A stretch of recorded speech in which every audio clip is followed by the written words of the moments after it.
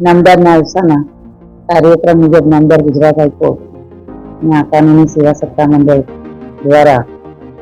આદેશ કરવામાં આવેલ છે કે તારીખ 22/6/24ના રોજ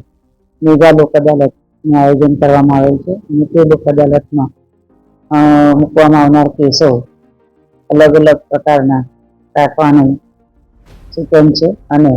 એ કેસોમાં ફોજદારી કેસોની અંદર સમાધાન લાયક કેસો, નેગોશિયેબલ ઇન્સ્ટ્રુમેન્ટ એક્ટની કલમ 138 મુજબના કેસો, નાણાંની વસૂલાત અંગેના કેસો, વાહન અકસ્માત અંગેના કેસો, ઇલેક્ટ્રિક તથા વોટર બિલને લગતા કેસો, જે બિન સમાધાન પાત્ર કેસો સિવાયના છે તેવા કેસો સમાધાન માટે મૂકવામાં આવેલ છે. વધુમાં લગ્ન વિષયક છૂટાછેડા સિવાયના કેસો, જમીન સંપાદન અંગેના કેસો, મહેસૂલને લગતા કેસો,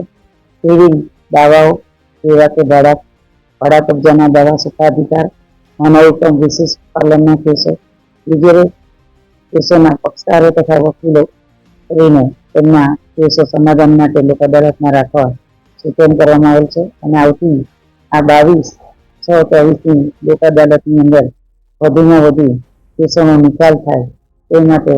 જાહેર જનતાને આમંત્રિત કરવામાં આવે છે. અને જે કેસો કોર્ટમાં તેમના પેન્ડિંગ હોય તે લાગતા ઓળખતા કેસોના વકીલશ્રીઓને પણ તેઓ સંપર્ક કરી શકે છે અને તેઓના કેસોનું સમાધાન કરવા માટે તેઓ કોઈ મીડિયેટરની જરૂર હોય તો તેનો પણ સંપર્ક કરવા માટે